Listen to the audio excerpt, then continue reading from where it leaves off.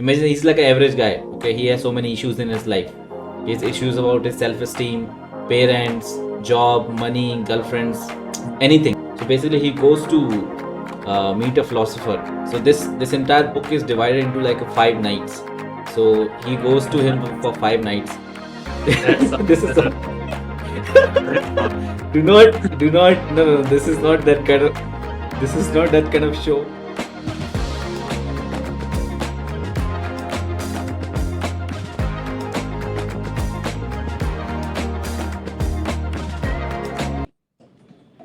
Okay, we are live, Rakshat. wow. We are live. We are Back live. again. Yep, back again to Yes. record another episode. This is episode I'm 2, feeling right? nervous, bro. I'm feeling nervous. I'm feeling Why are shy. you nervous? I don't know. I didn't This is prepare a not an lot. exam. I should be nervous. I am the one who is interviewing you. I have to come up with list of questions. You just have to answer. You Yeah, can just you're, say I you're, don't know anything. you're checking the notes like there is exam and there's like 1 minute remaining and you have to chuck First up of everything. all, what is this get up? Like, what are you trying to show us, huh? What is this? I'm showing my heart because I'm a heartbreaker. Damn. So we are I mean, if your heartbreaker. chest was any more bigger, like this video would be flagged for nudity. This video could Really? have been flagged. Yeah, if they were any more bigger. Okay, yeah, I can always Don't do that. Don't do that, please. This is this is this is a keep philosophical podcast, okay? You're turning this into a reality show. from Like philosophy to psychology. No, sorry, physiology. philosophy. Yeah, like okay, fine. So, what do you think? What is today's topic? I don't know. You never told me. You're so secretive. You're so mysterious. That is true. I envy you, bro. So, You never tell me okay, anything. fine. Shut up. Okay. So today's topic is so there is a book like the book name is Courage to be Disliked. Okay. Okay. So it talks about like life in general, like why are you unhappy? How can you be happy, or how your problems arise, how you Okay. should behave with other people. So it's like a basically like a self-help book in a sense. It Hmm. talks about life overall. So it has like Okay. I love so many self-help. topics. Okay, nice. Sorry, you don't like self-help books. I love self-help. I love. As Okay, self-help. okay, okay. So basically, this book talks about various aspects of life. So this podcast will not be like a in it will not go in a flow, like because this books. So basically, how this book starts is there is a guy. Okay, like I don't know, I forgot at what time the guy was. So imagine he's like an average guy. Okay, he has so many issues in his life. He has issues about his self-esteem, parents, job, money, girlfriends, anything. Basically, take like any average top 50 issues of a guy. He has all of them. So basically, he goes to meet a philosopher. Okay, so this entire book is divided into like 5 nights. So he goes to him for 5 nights. That's This is that's all. very fun. Do not no, this is not that kind of show. He did not go for those kind of therapy. So so basically never mind, moving forward. So basically this book is like a in a form of question and answers. Okay, so Okay. so like in old times in Greek, Roman times, like people used to that's how people used to debate or have dialogue. Okay, they used to just ask questions one on one. So this book is in that format. Okay, so like he asks questions and then philosopher questions him back, then basically like challenges him like on Hmm. different aspects. Okay, and this some things that the philosopher says, right, they are very counterintuitive, or you will say wait that cannot be true, like come on, you must be lying. Okay, how is that possible? So that's how this book is. So this podcast will also go to and fro. Topics will come and go because they are all related, right? It's all about life. Okay, all right. So this you got the basic understanding of the book and how this podcast is going to go today, right? Okay. Okay. Understood. So the first point is, so basically, just let's say, assume you are one guy, you have so many issues in your life. So let's say, like you don't like to face challenges, or you are not good looking, not does not apply to you per se, but assume Obviously. that, yeah. So, and like you don't have money and all. So basically, how do you think average person deals with his problems? What types of things he could do to resolve his problems, and what can he attribute his problems towards? Okay, this is why these problems exist. So, what can I do? So just give me like your brief overview, like brief, like initial thoughts. Hmm. Uh, okay, so I'll answer about the modern man's problem, which is mostly like they are attributing their problems to some external cause.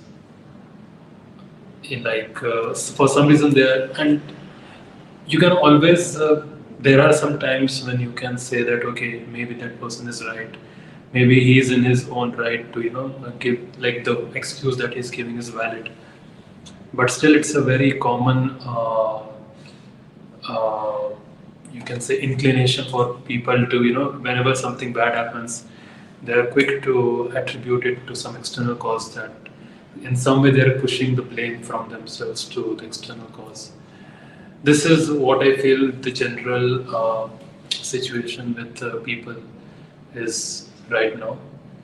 I would believe that people should have some sense of self accountability, that they should complain less and take responsibility more, because that, even though it sounds counterintuitive, but taking blame for what happened to you yourself kind of puts the power balance back to you with respect to how you can change your life. So that is my understanding of how people deal with the problem usually, and how they should not deal with the problem.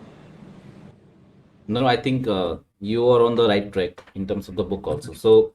So I'll give you the pipe, like the mic drop line of the book. So the book says your past does not matter, and also your trauma does not exist. There is no trauma.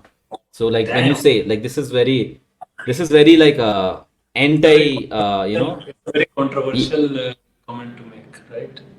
That yeah. trauma So doesn't this exist. like a so this book is based on, like, loosely based on the philosophy of Alfred Adler. Oh, Okay, he's a very okay. famous philosopher. So you might have also heard about Sigmund Freud, right? He's the Yes, most yes. famous philosopher, you can say. And a lot of our modern therapy, how people Mhm. therapy, it is based Yeah. on his work. So this called this study is this work. So what Freud says is that you had some cause, and this is the effect. So basically, it's a cycle that you can never get out of. For example, when you go to therapy, right? They Most of the therapy, okay, your parents did this, somebody did this, you had this trauma in your past, and now that is the cause, that event is the cause, and now Yeah. whatever the situation that you find yourself today is Mhm. the effect. So basically it's a loop. You will never, so basically you just have to manage it. Because something already happened in your past, you can't improve now. Okay, or like, this is how your life is going to be. But Adler says no, that is not true. Your thoughts on this cause and effect line? Yeah, I mean, like you said, it seems like kind of predestination. Like, would you, like, imagine if I ask you, like, would you believe in destiny? And if you say you believe in destiny, then then do you even have a free will? Because if you have certain destiny that you will reach there, then it doesn't matter what you choose, you will end up being there, right? So I think it has some relation to this as well, that you're kind of restricting how many different ways your life can change by saying that, okay, I am uh, my res- my actions and my thoughts are a result of my past experiences, which should not be the case. Ideally, you should take each decision, each thought, each action independently. It's like playing cricket, right? A very common phrase in cricket is that you should face every ball on its merit. Not that the previous ball was bouncer, so I had to adjust or something. The bowler is very good, so I have to adjust something. Play the ball on the merit. That's what best batsmen do. Similarly, the decisions that you make, you should make it from like zero, scratch zero, irrespective of what your feelings are that time, what your emotions are, respective with respect to your past, your trauma, your so-called trauma, your depression or whatever. You still have to take the most logical action instead of emotional action. Yeah. So I think what he is saying by he's not Adler does not say, okay, that let's say you were abused. I'm going a very extreme example. You were abused in your childhood, or you something very very bad. Your parents got divorced. I'm assume like worst. A lot of Very bad things traumatic. happened to you. You went through a real trauma. But he's not saying that those events are not powerful, okay, or those event does not have any impact on you. They do, but they cannot determine your life. If you it is still the responsibility is still on you to choose it. So when he's saying, if you in most modern cases, if most people are just, as I said, they go to therapy and, okay, because of these things, that's how I am, and now that is how I am going to be. Let's say, take an example of a kid who's very introverted, does not like to go out. He's very protected. His parents always protected him for something. Now Yeah. that person every single day is making a choice. He's choosing this lifestyle. He might blame this on something else in his childhood, which is, I'm not saying that is not real or that is not truthful. It is truthful, but that is not going to lead him anywhere. He is every single day he's making a choice. Because he's choosing this because he feels comfortable. Trauma is comfortable. He feels, if let's say, if he goes out of the house, he will not have the protection of his parents. Things will not be handed to him. He does not want to face the challenge of going out in the world, which is not comfortable to him. That is what Adler says. These events cannot define you. They have no power over you. If you are unhappy, then you are choosing to be unhappy. It is your choice. True, true, Yeah. true. And also, it comes from the fact that human beings like to be consistent. So, and that's how habits are also formed in that way. Yeah, habits. It is a habit. It has become a habit. Like mediocrity has become The a habit, habit. and also like you keep telling yourself that okay, when you are introvert, you keep telling yourself, oh, I am introvert, so I should not go out, and you believe that personality is a fixed thing, but it has been proven that it's wrong. Personality is actually a flux. It keeps flowing. You can choose to become what you want. You can wake up tomorrow and choose to become the king of the universe and act like that. So it also depends. It also comes from the fact that human beings like consistency, even on themselves and even when they're seeing the surroundings. So that's why, if you have read the 48 Laws of Power, they say that you have to keep mixing up with your personality to unbalance your opposition, because then they'll be kind of awestruck by, okay, what's happening with this guy, why he's acting so weirdly or something, and that is when you can strike. So, Yeah. but that's something which a lot of an average person is unwilling to do. An average person is not confident or not courageous enough to do take that shift. Maybe, for example, they are dressing very modestly, like very simple. For that person, it would be very difficult to change into something very tacky kind of clothes. So even that small thing also would be very difficult for that person to carry out. But for someone, because they think that this is their personality, their clothes is the personality, which is not. The personality comes from here. You choose to wear what you want.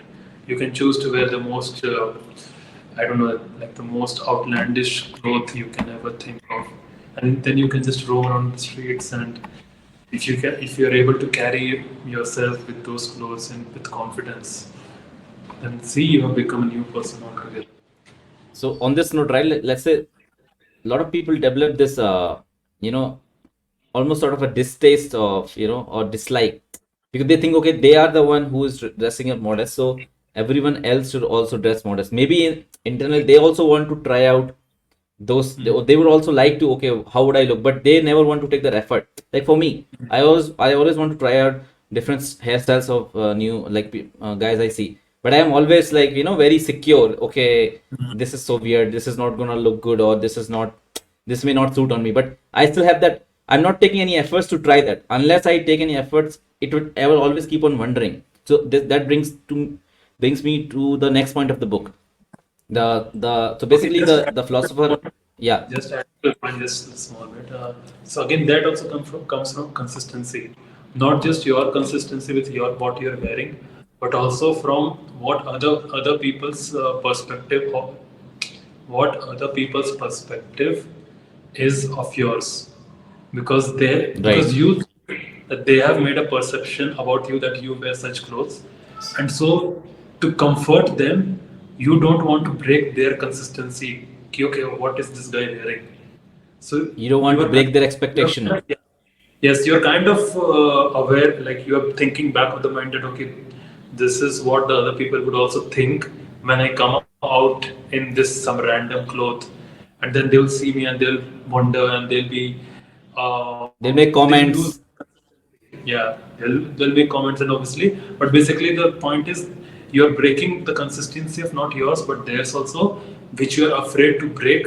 That also plays in your mind that log kya kahenge, and that is also something Yeah. which restricts someone to make new changes in their personality. Yeah. So I think again, so this brings me to the new topic of why. So philosopher asked the boy, like, are you happy just as you are?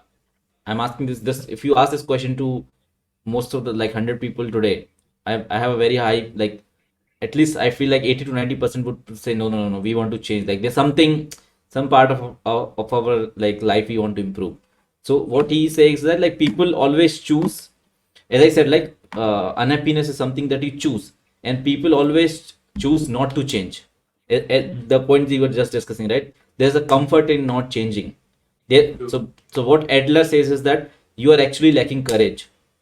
Where if you are unhappy, it means you are lacking courage to be happy. You don't have enough courage. So he Yes, goes on to this point. makes sense. Makes sense. Yeah, I mean, Yeah. again, that comes to the point that Uh, for most part, yes. I mean, we cannot deny the impact of external factors because we are affected by what is happening around us. That's why we are social creature. But we cannot give too much importance. I mean, we cannot give too much power to the external factors on our state of being, whether we are being happy or whether we are being sad. So a lot of it should come from ourselves. So I think that's where the point that you made is kind of valid. So And there he is a quote, again, also, right? If you want yeah, to see change, if you want to see change around you, you have to change change yourself. yourself. So Yeah. it's No, like a no, back and correct. forth. Once you start feeling comfortable in the changed person of you, then you will see a changed behavior around your external surroundings, and that would again come back to you as a good feedback mechanism. So it's a good feedback loop. So it keeps going back and forth. Like if you start getting fitter, so it would invariably make other people around you like like you are the man, like that kind of person. Like there is something called as pretty privilege and all, which you can feel obviously. So Yeah. then once you see that other people are behaving in a certain in a very like a warm-hearted manner to you than before when you were unfit, then even you started feeling well about yourself, and then you kind of reflect it back on others, like being more charming, being more attentive, being more considerate about how people like talking when you are talking to the people. So it comes like back and forth. So yeah. Yeah. So on the same, I think on the same line. So this also why people like, why is it difficult for people to change? He says that most people always try to relate, as you just explained, right? There's some past event that has happened. You can take it like, okay, this is how I have always looked. So there's a past of my look, let's say my Mhm. appearance, right? Now I'm always clinging on to my past, right? You can apply this to relationships also. To, let's say, moving on from a breakup. You always, you're making yourself miserable because you're clinging on to the past. You don't want to let go of the past. That's why he changed. That's why most people will never change, or they choose. He says the word choose. They choose not to change because there's a comfort in clinging to the past, right? So what he says is we should avoid, no matter what has happened in your life till this point, it should have no consequences from how you live your life from this point onward. So don't think about the future, don't think about the past, live in the moment. That is his basic idea about, like, why, how you can increase your self-worth and how you can make a change in your lifestyle per se, right? Okay, so I think the another point of on the same lines, right, about problems and all. So what Yes. Adler says is that every single problem in your life, anything, is an interpersonal problem. Any Yeah. Think about any problem that exists in your life. It can be anything: money, girlfriend, not studying, whatever, self-esteem, big, anything. It is always an interpersonal problem, because he gives you this experiment. Imagine like you were the only person in this world, nobody else was there. Can you think of some problems that you might have at that point of time? Try to think of that scenario where you're the only person in the world, and what problems you might have. You will have Won't no be, problems. I won't be getting. So I mean, see, again, that is an interpersonal problem because there is no one else to have sex with, right? Okay. That, yeah, That is think, easy. Like, how about money and all? But then money won't yeah. matter. Why would you need money? Why would you need money? Money Hmm. for what? There is no bank. There is no, like, every you can do whatever. There are no rules. This universe is True. yours. Okay. So what he is saying is that every single problem in your life occurs from interpersonal relationships. So this is a very broad spectrum. Now interpersonal relationship can be anything, right? You can apply this to parent-child relationship. You can apply to siblings, spouse, your in-laws, your work. So this is a very broad spectrum. So Yeah. so what he's saying, that you should make use of this theory, like, every, you should always think on this thing. Okay, whatever I'm that is happening in my life, I can always relate it to someone, or relate it to some person. So what he says, that, let's say, he gives an example of parent and child. Okay, just think about, like, you are, like, you are a very strict parent and your child is not studying. Okay, and what you will do, like, as a typical parent, Indian parent, you'll scold your Slap. child. Slap the shit out of them.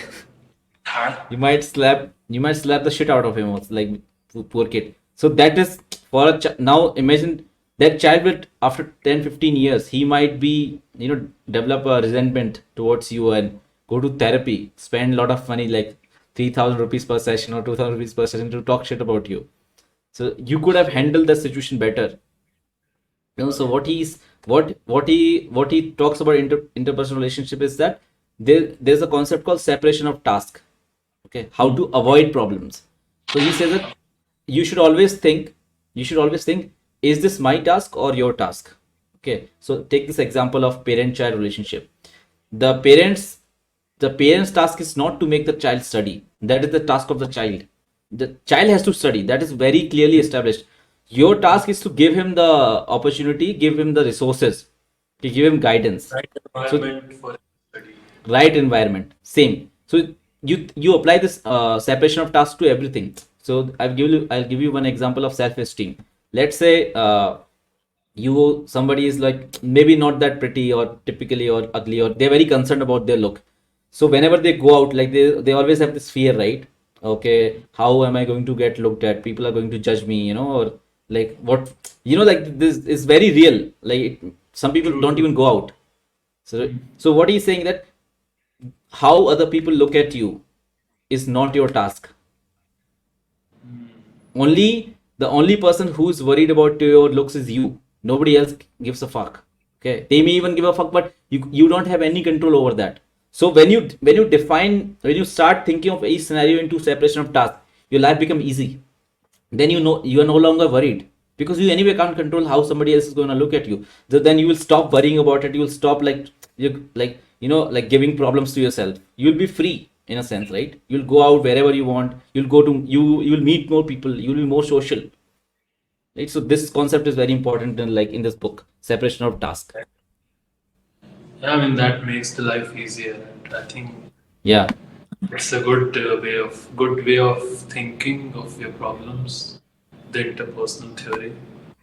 I yeah. believe like Okay, most problems are in some way interpersonal, and obviously you have to work on yourself also. Like I think I'll just add on that is a relationship of you with yourself. That is also interpersonal relationship. point. Yeah, One thing is your relationship with others, which carries most of the part, but also yeah. also a significant part comes from your relationship with yourself.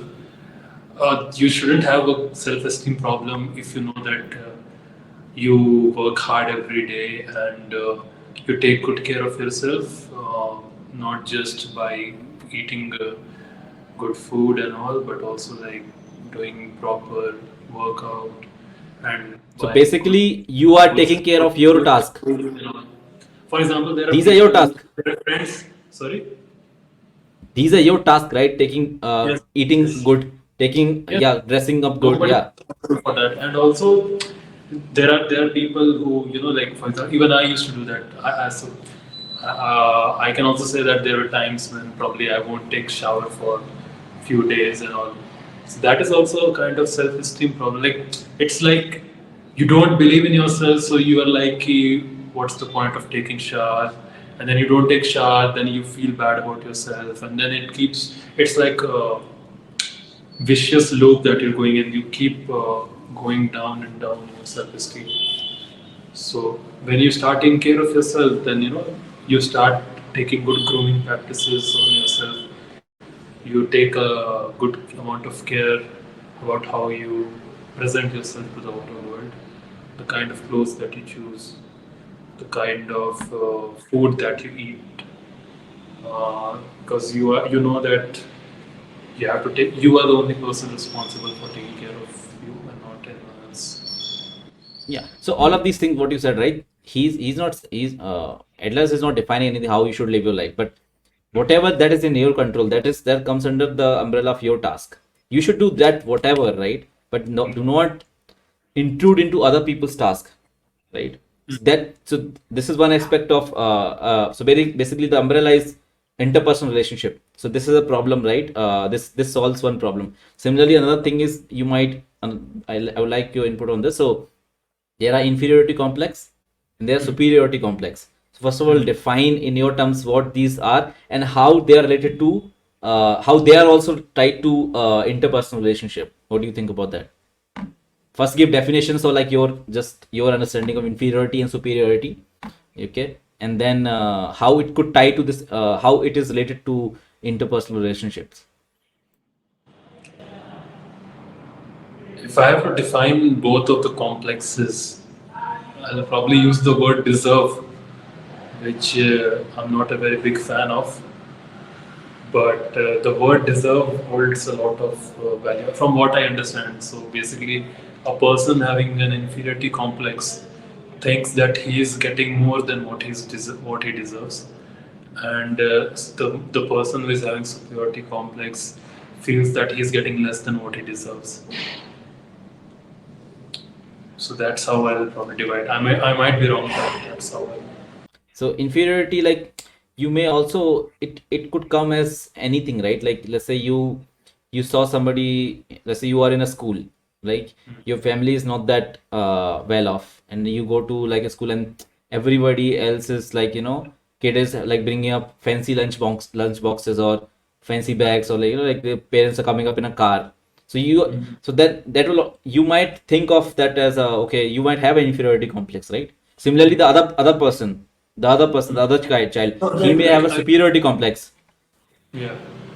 Understood. So again, I'm coming from this point. So when that kid sees himself around people, around children who are having this beautiful, fancy different boxes, he finds himself like some like odd one out in that regard, and he feels that what am I doing here? Undeserving. And I don't deserve to be in this space. So that's where I was bringing deserve. That that person feels that he doesn't deserve to be there. Similarly, the one with the superiority complex, even though he's getting, I mean, not the tiffin example, but even if he's, it's like, even if he's earning a lot, or even if he's doing well in his company and all, he'll always feel that you know he can do better, and then he'll probably switch jobs, and then he'll try to get a hike of like I don't know 30%, 40%, 50% in his next job. So that person you can say might be having at least temporarily uh, a superiority complex that I'm working so well, I'm performing excellently for my manager, and still I think I deserve more money than what I'm being paid. So then that that kind of creates a superiority complex, and it's not something like it's permanent on some person. It's like it's very much what the situation, what the context is, and yeah, at that time that person is having that superiority complex, and he chooses to, okay, I'll go to the HR and I'll talk about raising my pay or letting me leave so that I can join a company which is giving me better compensation. So in terms of inferiority complex, okay, so what Adler says is that inferiority complex is an excuse. Okay. Okay. So again, like it's a mic drop line. Like, okay, what do you mean? Like it is an excuse? Like what the fuck?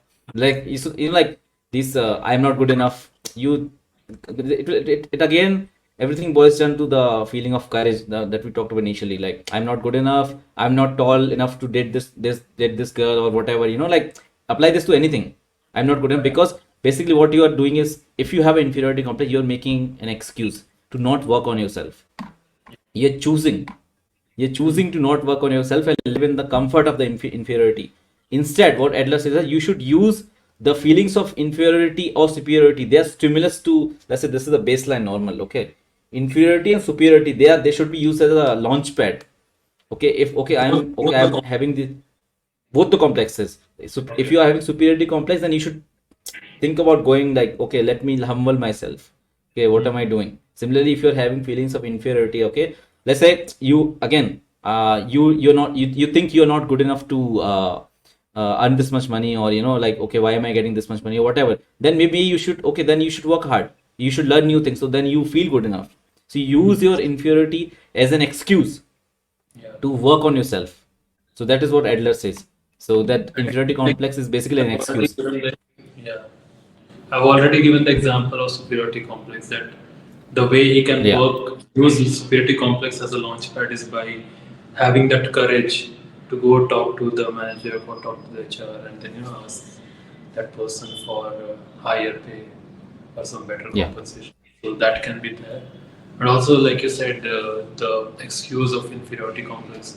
I mean, again, coming back to that kids example, none of the kids probably must have said or teased him. Maybe they might have teased him, but it's like a lot of the times they don't even wait for the teasing, and they themselves make this label for themselves that, oh, my friends have brought this fancy tiffin boxes and I haven't brought. So they've already put that label on themselves instead of even waiting for someone else to I don't know, bully or they tag them in some way or some teasing way or something. So yeah, I mean it's kind of an excuse. We can say that it's a good launch pad for you to work on yourself. Yeah. So basically he tries to relate these things because a lot of these things can come from the feeling of a rat race, okay, a competition. So what he says, life is not a competition, right?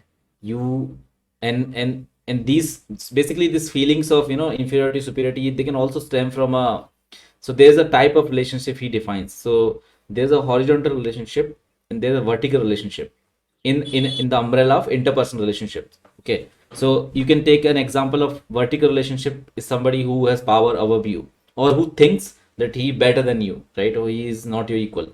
Horizontal means like you are equal.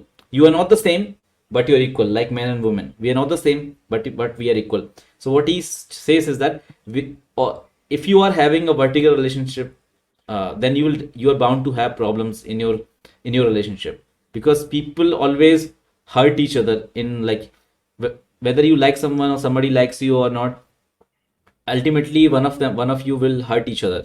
Okay, so if you do not have horizontal relationship, if you do not think that I'm equal to this person, you will end up in a power struggle. Okay, like take an example of boss or an employee, right? most bosses think they are Most bosses think this is a vertical relationship. They always try to suppress them or like make them do extra work. And so what do you think about this, like vertical relationship versus horizontal relationships? Yeah, I mean, I think vertical does create power struggle, and even in the companies, you can see nowadays, a lot of companies boast about their structure that we have a flat structure, we have a horizontal structure, which basically means to say that any employee can won't have to go through different managers, and if they have good idea or something they want to share, they can directly come in contact with the CEOs or CTOs or the main operating heads of the company. So that is something which is being seen as the best way to decrease the power struggles that happen between between the employees and between the managers. So yeah, I mean, this is something companies are taking care of because, like you said, that vertical kind of relationship does create a situation of a power struggle, a power dynamic, and there's always one party who will always feel aggrieved of the other. If the person who is lower doesn't hold regard to what the power struggle is and behave differently, then the one who is staying up would be feel aggrieved that how is he behaving with me? Like suppose if father and son, if son Yeah, kind of back talks and all, then father will feel aggrieved because son is not behaving properly. Similarly, if basically father what if yeah, father do his power thing and all and tries to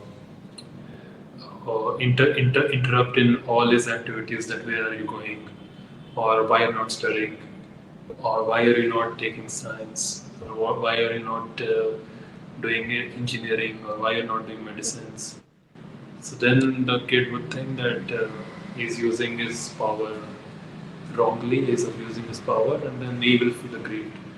So yeah, in both the cases, I mean, more often than not, if it is a vertical structure, then more one or the other parties have to be feeling would have to feel aggrieved. yeah, so basically what he's saying, we should always strive for horizontal relationship. Even if let's say you may be put into a vertical relationship scenario, but always strive for a horizontal relationship.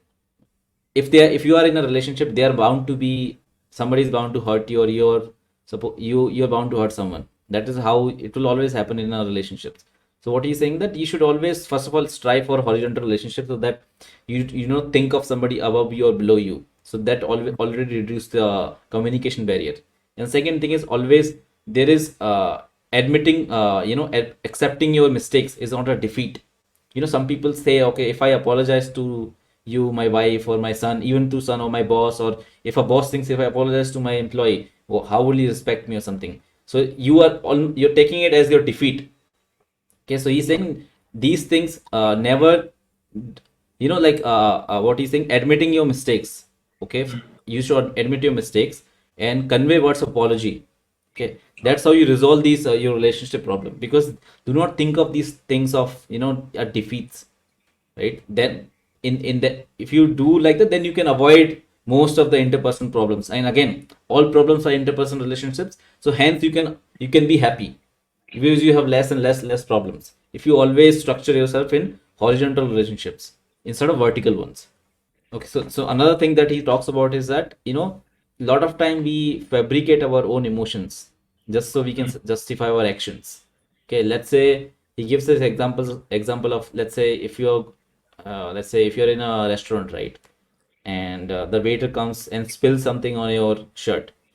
Now you might end up shouting in anger and abuse the waiter. So what he's saying is that you always wanted to shout at the waiter because he spilled it. So that is why you fabricated the emotion of anger. Okay, because a lot of people justify it. Okay, no, like imagine, like, so you shouted at the waiter, then I asked you, like, if I was sitting on across you, I was like, why did you shout at him? Like, why were you so angry? He was, then you will justify it, right? He spilled this on my shirt. Obviously, I'm entitled to be angry and all. Now, if I give you an example, okay, if you had a gun, then you should have killed him also. Because if you're justifying, and if you're justifying anger, like anything is allowed in anger, then you can kill also. Then can you use it in a court, right? So you're saying you are fabricating your emotion of anger and you are giving your emotions power over you. I think this is a law also in that 48 laws of power book as well, right? Do not let your emotions control you. You should control your emotions. Damn. Yeah, No, but why did he want to shout on the waiter? because he spilled something on his shirt, right? Instead of, No, he but could have you are also, saying argument. This is an excuse that he's using. The anger is an excuse. to justify his action of shouting, he fabricated the emotion of anger. Yeah. Because otherwise, how could you shout? I cannot shout at you right now. Like, I don't have that emotion. I have to generate it within me. Then only I can shout at you. He could have, instead he could have he could have asked the waiter, okay, sorry, this can happen to anyone, right? It's not a the it can happen to anyone. Then waiter would have probably apologized, give you some discount also, maybe get your shirt dry cleaned or something. There could have been a better way of handling the situation, but you let your emotions get better of you, and that is why this happened. Similar, like, and the so this again, if you want to contribute anything on that, like how your emotions always, most people, emotion, like, you always go in the emotion, you don't think with the brain, right? I was saying earlier, like, there's a law as well in 48 laws of power, I think, I am, if I'm not wrong, right? Yeah, I mean, a lot of decisions people are making nowadays, like they're getting more emotional, and that's why there is a separate movement against this called, like people are called upon to become more stoic in nature. And stoicism doesn't mean that you don't feel any emotion at all, but it's more like you have to be able to feel the emotion and yet not act upon it. Like you are a human being, there's no way you will not feel an emotion.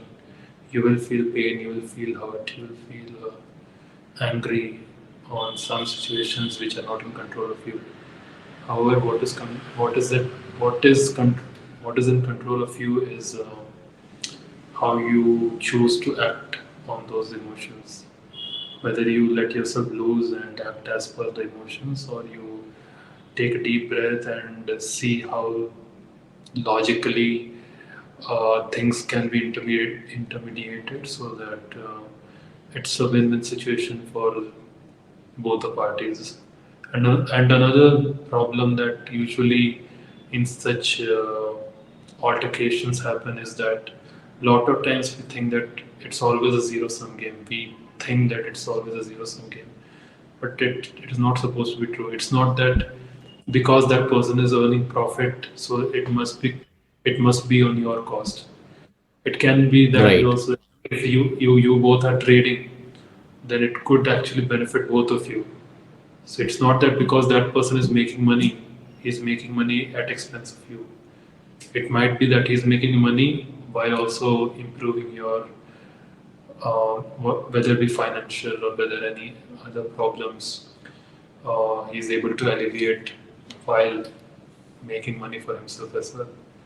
So if you have that kind of understanding in mind, and if you have your logical hat on your mind every time, then you can be able to come up with such solutions which would be a win-win solution. And if it is a win-win solution, then it would be much easier for other person to also reciprocate instead of going offensive on you. Like the opposite person will also think, okay, what he speaks is not only benefiting this guy also, but also benefiting me as well. So why shouldn't I go along with him. So I yeah. think so. Basically, like, do not, again, coming back to the same situation. Like as you said, if you did not shout and handle it properly, right, it would have been better for you. Like your mood will also be like little ruined, right? If you shout at the waiter, you might feel bad later, right? And again, same for waiter also. He might feel embarrassed because he got shouted, and he may not.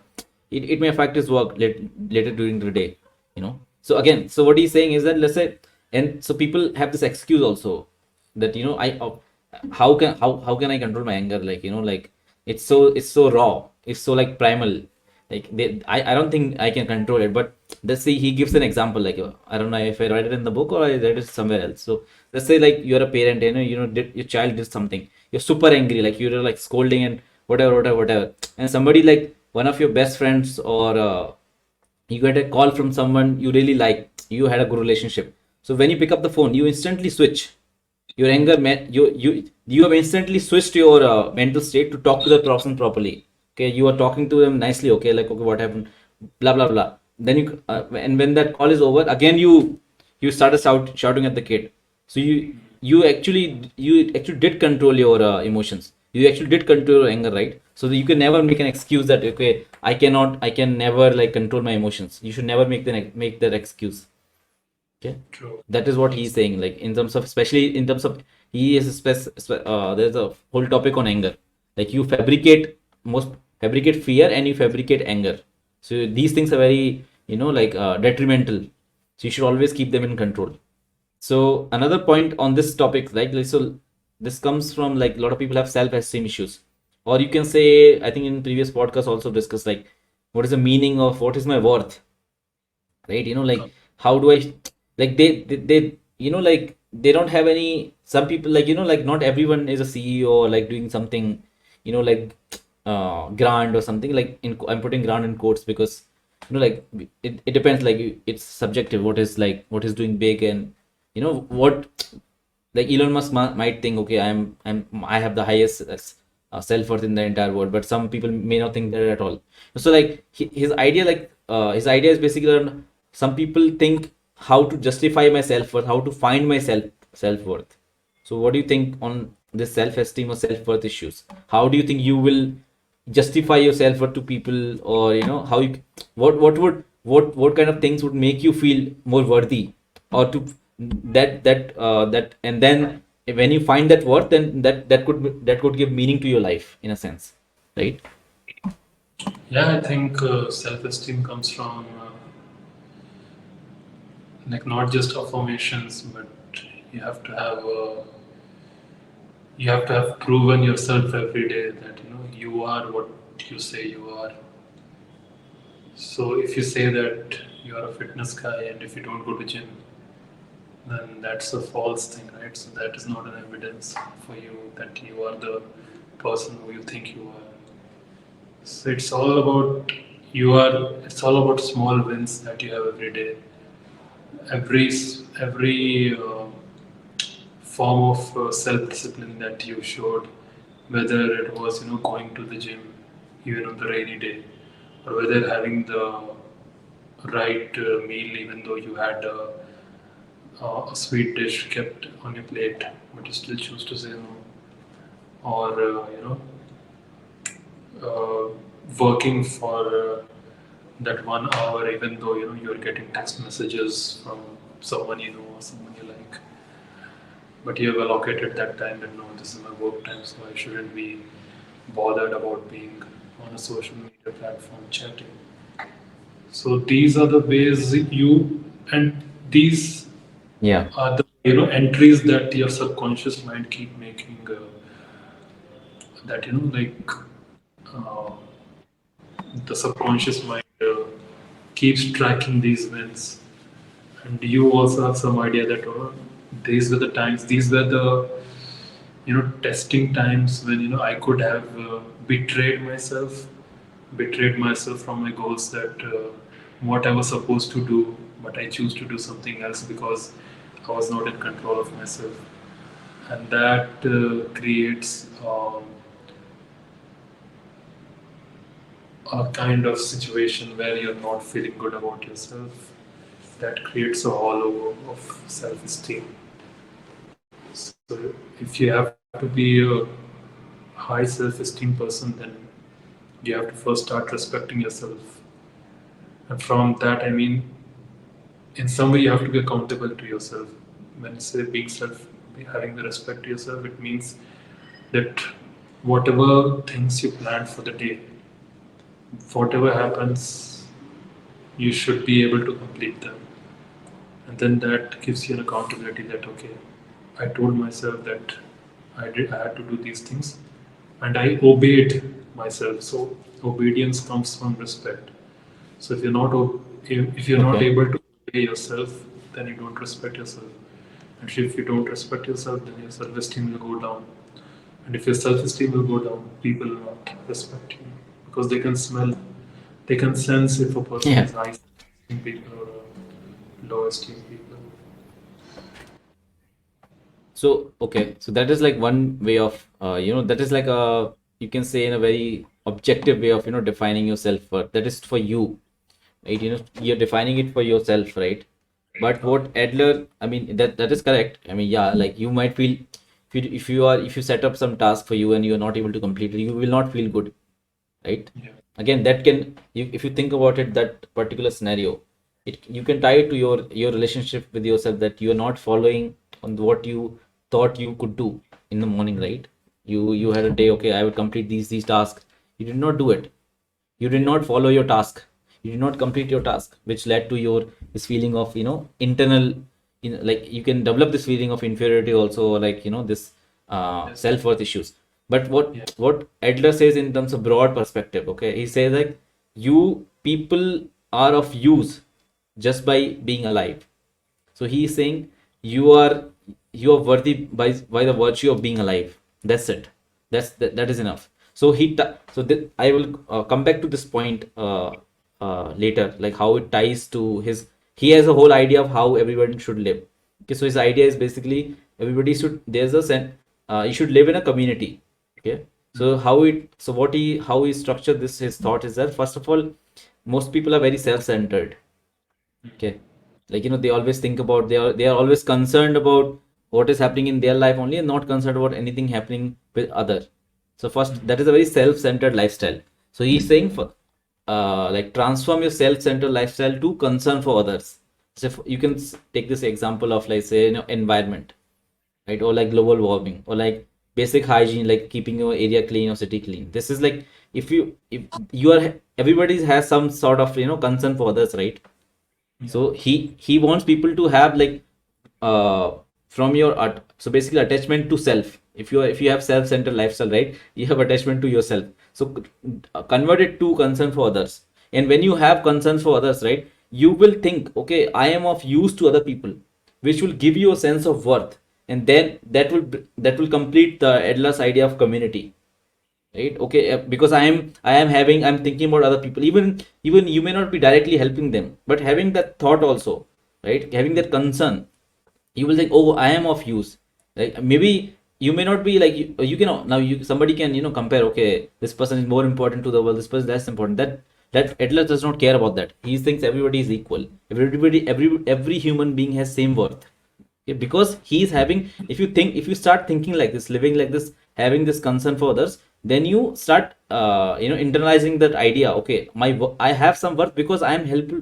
I am contributing to the community, and that in general gives meaning to your life, right? He also says that, Idler also says, there is no meaning to your life. A meaning has to be given by the individual, right? So if you then this if you start living like this could help you, right, finding your meaning. Like now this concern for others, this is a very broad term, right? You can have concern for others in different ways. You can give people education on finance. You can give people education on education on some other topic, relationships, I don't know, money, or whatever, medical, right? You can have concern in many different ways. So you should always try to contribute to community. That is his whole idea, right?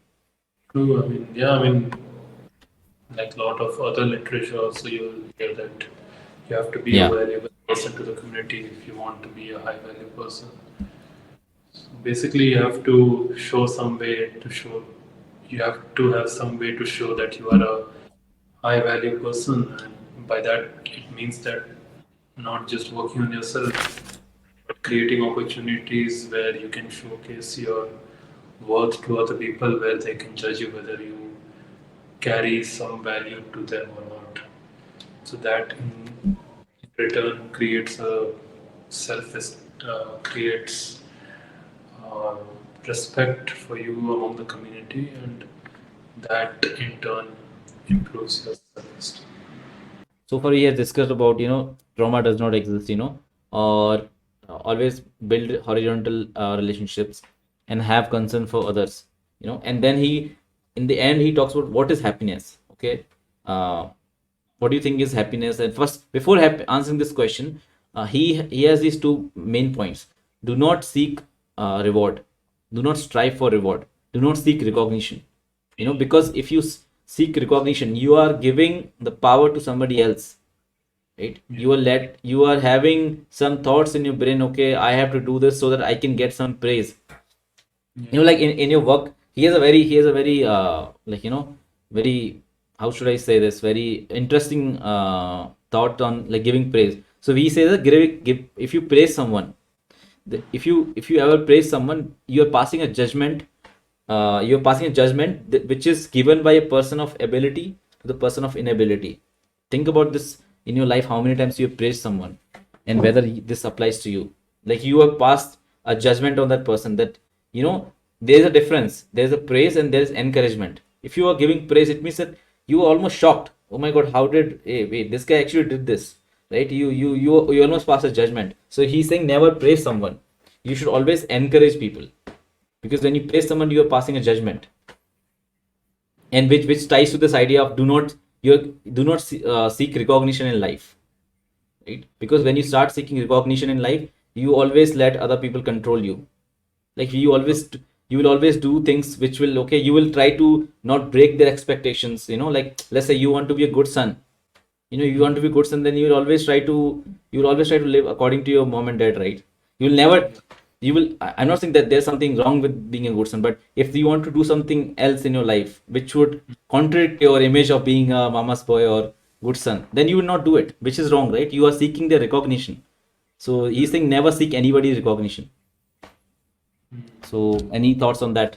Like even in our Indian scriptures, we were taught from a very young age that you should like कर्म की फल की चिंता मत कर बस कर्म कर. Yeah, So don't think about the yeah, result. Yeah. yeah. So I mean, results are just byproduct of what the work you do, and in the end, you do get what you have worked on. Like it's not always that you didn't deserve or you deserve more. No, nothing. You get what you deserve, and also there's also the saying which goes in like the work works on you more than you work on the work. True. So, Yeah, that's a so, bar. so the result that you're looking for is merely a byproduct. The actual benefit of doing the work is the work that you're doing on yourself. So even though you are working on some business or something and it goes flop, that doesn't mean that it comes to nothing, because it helped you gain some sense of how markets work, how interacting with different stakeholders work, how consumer segmentation, and how being able to target the right audience, the right customers is all about. And that is something that is something which education through practice to yourself, which nobody can snatch from you. And that is one of the best benefits of working on something with irrespective of whatever the output is coming.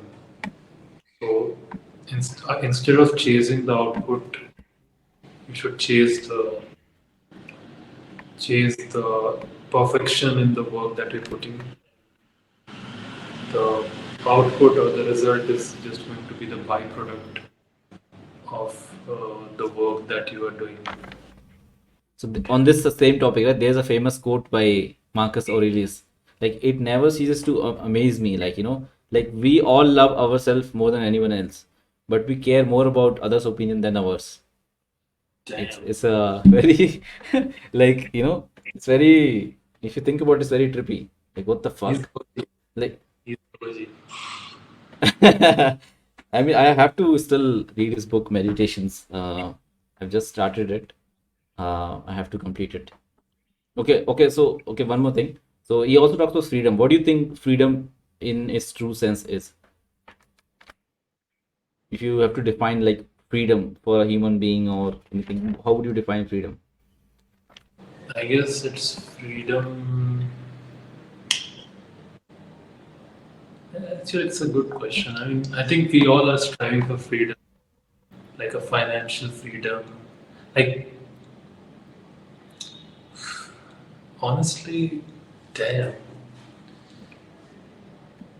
I think you Think. one way to think about is being free of your desires. So True. like by that I mean like mostly materialistic desires that like how much money you want to make, how much people you want as followers, subscribers, how much dates or relationships you want to be, or I mean all these how much possessions you want to have, how much land you want to grab, how many assets do you want. I think if you keep going on and on and on, I think you'll never be free. You think that you are doing the right thing, but you have desire of all the material things in the world. You have to buy that car. You have to buy that. After the car, then it would come. An aeroplane would come. A helicopter would come.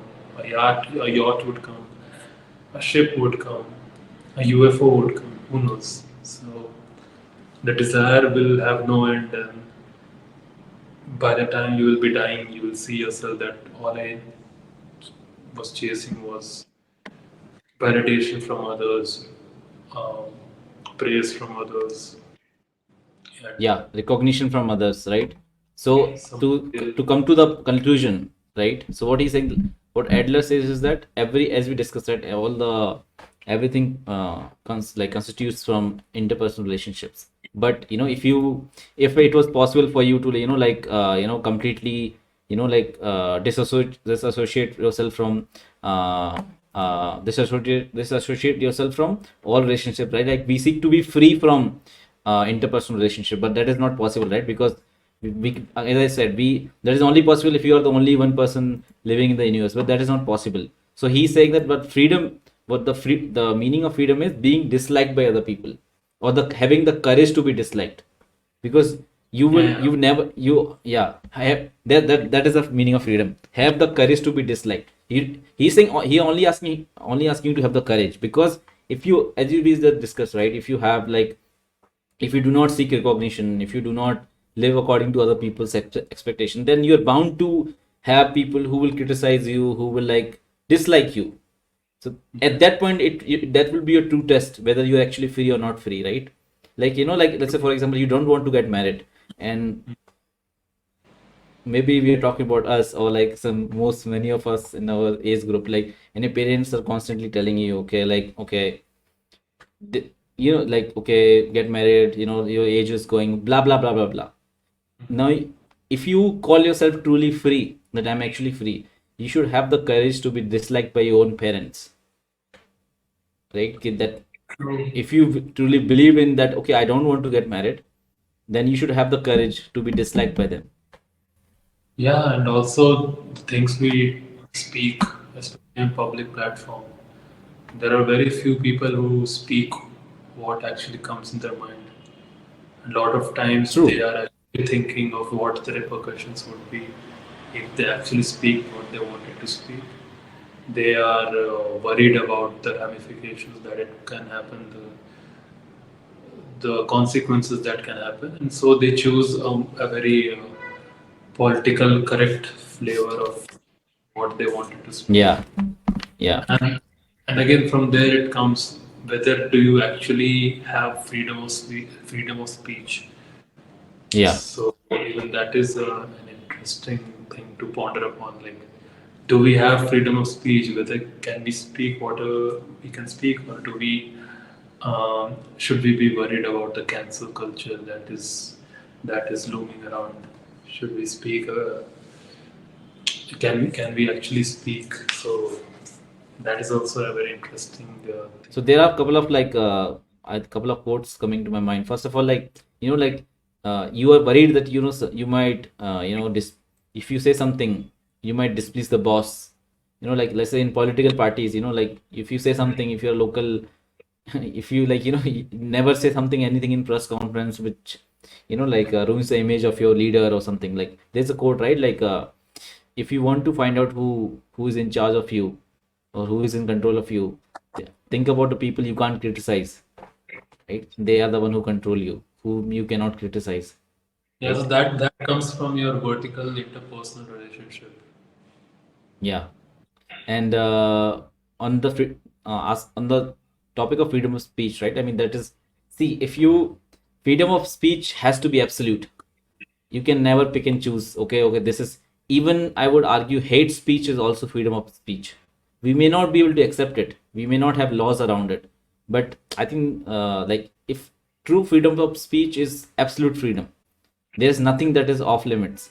Now, I'm not saying there may not be repercussions, but there may not be any, there should not be any laws which will put you to jail if you say something. Let's say, for example, if you talk shit about your boss, okay, in if the you're working for an employer, right?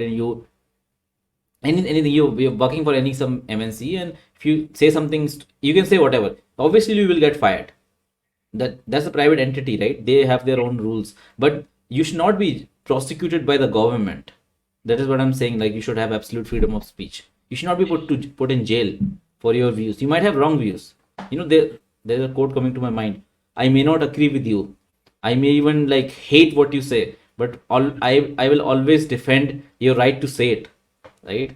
So I will die. I think the actual quote is I will die by the right to make you defend. I will die by the right to so that you can say what you want to say. I'll die on that. I completely disagree with you. I know that you are speaking trash, but I will still let you speak what you want to speak. That is absolute freedom of speech. I don't think we're anywhere close to that. Uh, at least Yeah, I mean, anywhere in the world. we want to be free. I mean, that's what human purpose is, to find freedom. Are we really free? Are we really free? I don't know. Maybe. No, I have. Hmm.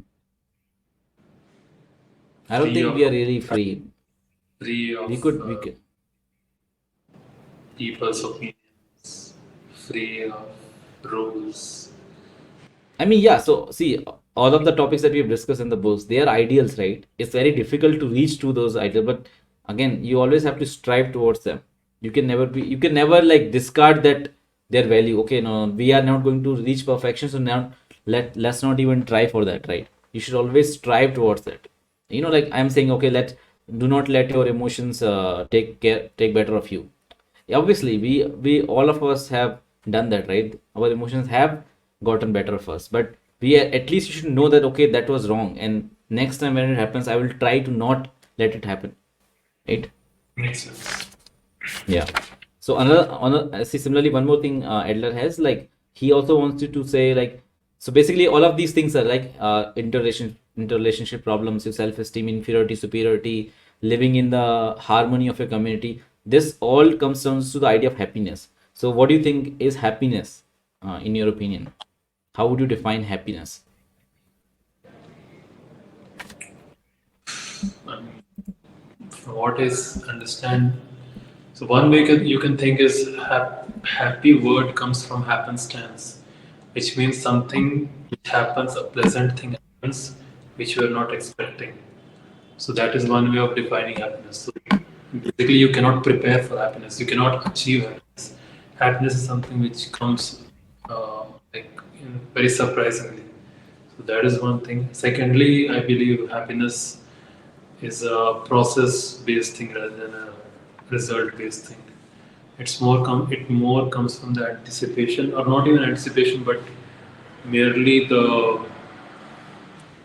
a flow of the flow in which you are there working on something which you love, and basically Yeah. you're being true to the values and ideals you hold yourself against. So that I would feel happiness is, and not something that, if I win this, or if I achieve this, or if I complete this, or if I get such and such promotion, so then I'll be happy. Or after I complete this, if I earn this much amount of money, or if I get these many subscribers or followers, then I'll be happy. It's not like that. It's always about the journey. It's always about the process. That's happiness. And also, it's a very fleeting experience. It's a very short duration. People think that it's possible to live happy continuously. I mean, I don't know. I mean, it's more like you you can choose to be happy, but it's like you have to be happy in the journey, and you cannot Yeah. expect happiness to come once certain thing happens. So I think in terms of Adler, right? I think what he says that in his opinion, the greatest unhappiness or that can happen to a person is that not being able to like yourself. And again, that could be the top reason. The internal reason could be anything, right? Not earning enough money, whatever what you just spoke, right? Something not able to complete the task or whatever, not having any self-worth. So his idea is like that is the greatest unhappiness anyone could have, that not I don't like myself. So again, he correlates. I was thinking like this will come back. He correlates all of this with having contribution. If you have a feeling of contribution, so he's saying happiness is a feeling of contribution to others. If you have this feeling of I am of use to someone, I have self-worth, then he defines this as happiness. That is Also, his idea of happiness. another way we can look at this is, like you said, that happiness comes from if you feel comfortable in yourself or not. So Yeah, what I would say is, for example, a person who is going from unfit to fit, if he he does not like feels himself. there are two ways I can see, because even I was very unfit certain points of my life. So Debatable. that point, Yeah. okay.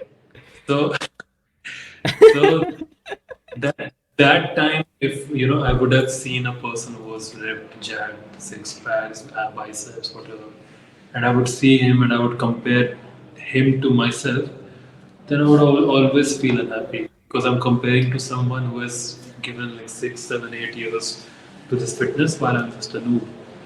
However, the best frame of mind during that time is that, okay, it's a goal, but it's not a goal for myself. It's more like I am happy that today I came to gym, even though I had so many excuses I could have made, that I had to study, or I had some meeting, or I had to go meet my friends to have some samosa, kachori. So I had so many options as an excuse, but I chose to come to gym, and that makes you feel better about yourself. That you chose to do something which you wanted to do, and not some. You chose to do what you planned to do, and not something which you felt doing in the moment. So that makes you feel good about yourself, and that should make you happy. The fact that you are in this journey of being fit should make you Yeah. feel happy. Not that you have not reached there. Similarly, um, money wise, you should not compare yourself to your peers who are earning way beyond you. It's about you, whether you are happy doing work which is generating income for you, and if you are, then if you're doing something which you love, then you would feel good about yourself, even though you're not making money, because money again is a byproduct of the amount of work that you put in. So yeah, I agree True. with that point of view of how we No, again, believe like that happiness you're saying is. something about contribution, right? Having competition. So he's saying life is not, again, like life is not a competition. Like there's no red race. You don't never have to compare yourself with anyone. You should have. But So again, he's saying never like compare. right? Like happiness Yeah. comes from within, not from outer thing. Like outer thing would be Yes, achievements, something it's that. your inner feeling. If in his opinion, it's your inner feeling. Okay, I have some worth now. I am of use to others. I am of use to the community. So it's the inner feeling again. I know I'm good looking. I know I'm fit. Yeah, I'm happy. you are having concerns for the ladies, so they will look at you and they will feel happy. So you are having the self worth. Oh my God, like, I'm contributing to their happiness, right? My only problem is girls become conscious in front of me. So that's my only problem. But otherwise, I'm But chill. that is their task. That is their task. Yeah, You know, that you is should their never problem. intrude on that. That is, you should What never think about that. You should never worry about that. exactly? Never Don't worry worry. about that. Always exploit these principles. And I think he just on the closing note, I think he just talks about a lot of this, like, you know, life is a series of moments. So you should always, you know, live in the moment. So he says, like, there is the one greatest life lie of all time, which is to not live here and now, but instead of worry about the past and the future. This is the greatest life lie. And he relates to this idea of workaholism. You know, like, okay, I have to work hard so that in future I will do something. That is like the worst thing ever. Never be a workaholic. Always live in the moment. You should have to enjoy also. You know, not always like slog and hustle culture.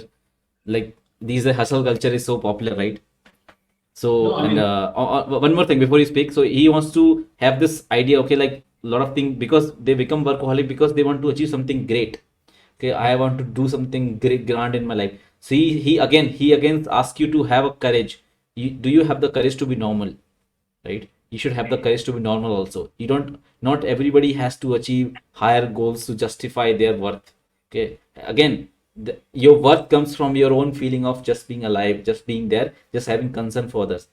All of these things are correlated. true. I'm not fully against the concept of workaholic. The problem is people fail to understand that what they see people working on, they feel, they think in a very negative connotation that oh, it's a work. But people who actually achieve excellence in them, they are actually enjoying working in them. For example, you see big businessmen who tell you that I'm working like 16 hours a day, even I don't even think of sleep. But you have to think Right. from their perspective as well that they are people who enjoy working, or they are doing something which they enjoy. For example, you cannot blame Sachin Tendulkar to, keep practicing on nets because for some people it would be damn like so much stamina or like how is it even possible for him to even bat for so long in the nets or in the practice session. But for someone like Sachin, it comes from sheer love for the game. So for him, he doesn't even see it as a practice.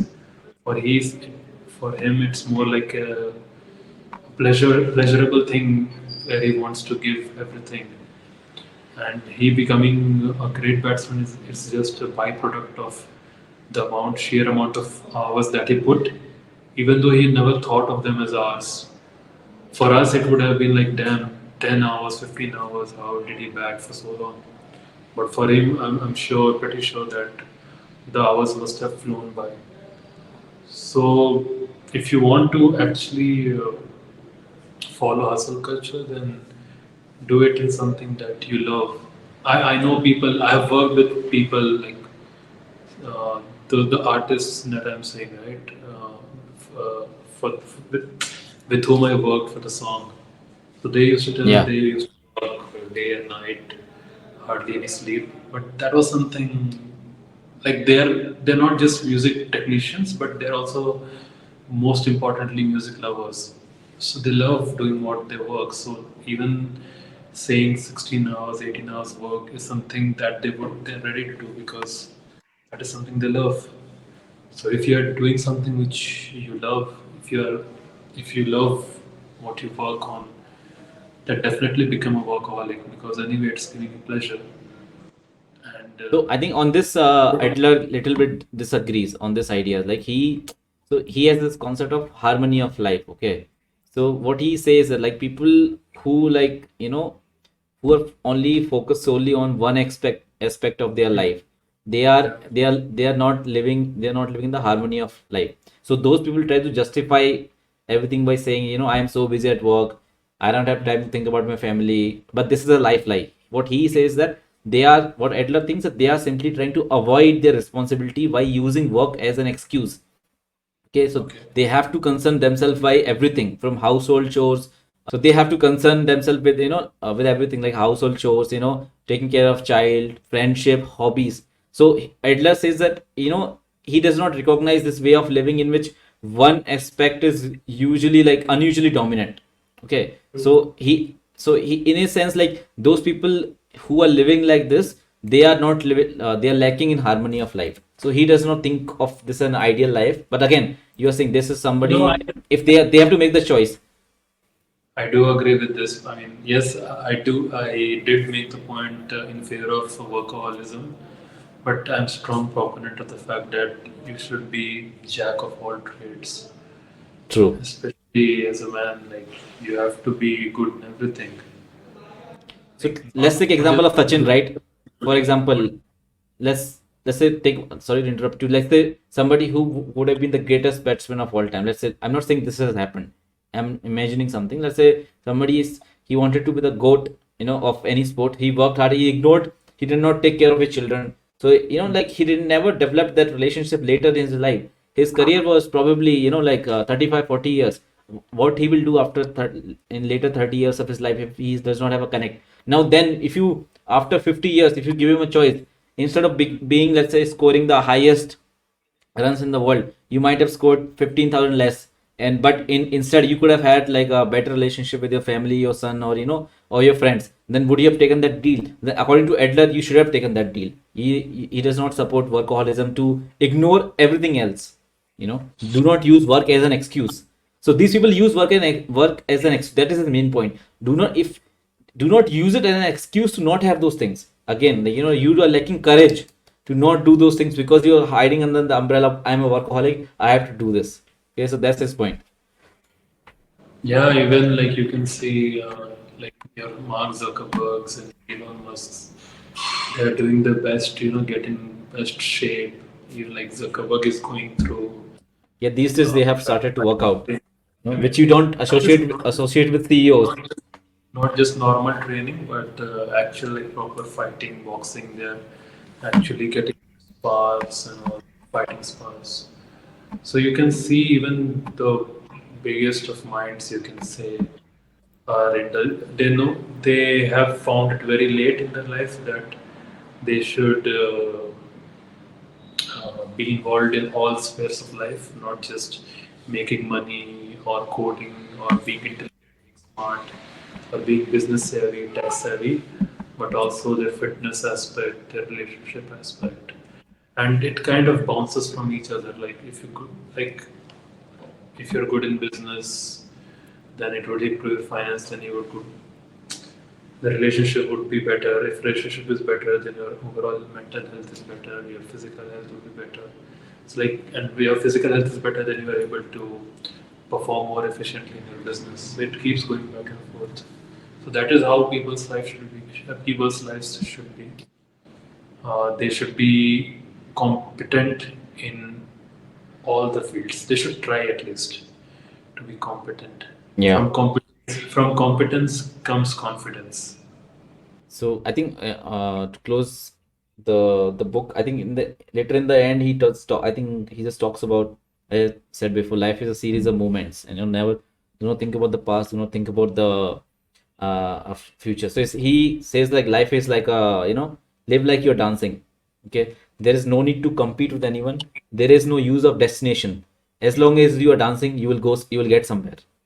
So always think of, like, just take one step at a time. That's what his whole ideas of living a life is.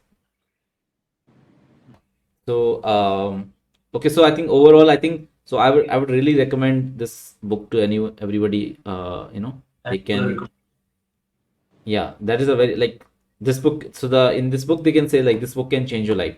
So if you actually read this book and like read it multiple times, this it's for some people it may be triggering. Like for us, some things comes easy to us, like we are psychopaths, like we are sociopaths, like we also like the book 48 laws of power.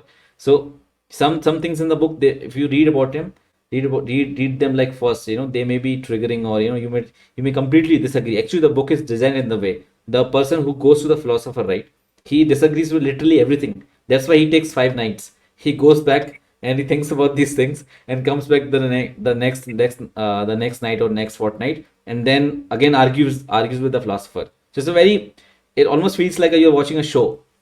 It does not feel like like somebody is giving you constant, like mentorship of gyan. It always feels like if you're reading this book, you're having a discussion with someone. Like it literally feels like a podcast in text form. So maybe, yeah. So please read this book. We'll put some links in the description to, you can buy it from Amazon and Flipkart. But do we have, wait, do we have affiliate links? Should we create like affiliate links? So if we can, if one person who is going to buy this will get like $0.1, and we can give it to charity. Um, we should have concern for others. You give zero I points want to to I want to feel, I don't feel anything. I want to have some self-worth. I want to be of use to someone, so I want to no. contribute that $1. No, you're already contributing by making this podcast and making people aware of this wonderful book. Yeah, You don't that is have to true. be really generous. And coming back to the Aurelius quote, right? If we keep on thinking like, who will listen to this podcast? Who are we to even talk about anything? What credentials do we have? If we then we are seeking recognition, from people. If you think about, this book is very powerful. You may not agree with all of the points that the book says, right? But if you actually think about them, you will see that these concepts are actually right in most cases. You'll always be able to correlate something in your life with this book. So this is one of my, like, Agree with some very highly recommended books. I agree with some parts, not all parts. Okay, agree to disagree. That is your task. I don't want to intrude on your task, so I I want mean, I to, mean, yeah, handle the interpersonal stuff a bit differently.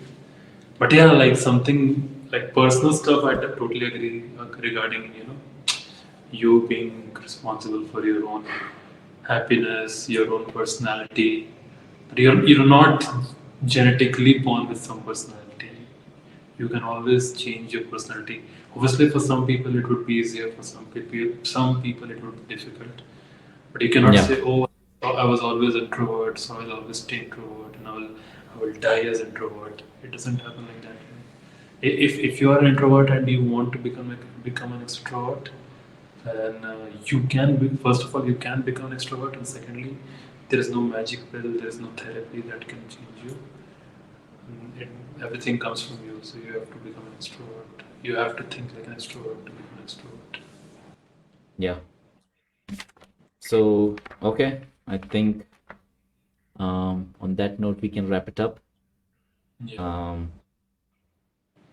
do not. So I think couple of key takeaways. Key Do not live takeaways. in your trauma. Key takeaways, like, do not live in your trauma. Your trauma is powerful, but don't you still have the power to overpower it? Basically, you can still choose to fuck your, like, go get, like, kick out your trauma and choose the life that you always want to be. Okay, it would be difficult, Like, you have right? It would be single-handedly, problematic. you have single-handedly destroyed the uh, therapy, Therapy. therapy market at this quote. That People will I'm come with I'm us, we'll be blacklisted, and we'll be we have offended a lot of people basically. I mean, yeah, if you are having Sigmund Freud way of therapy, a cause and effect, then you're basically saying I'm a machine. Everything in my life is already determined.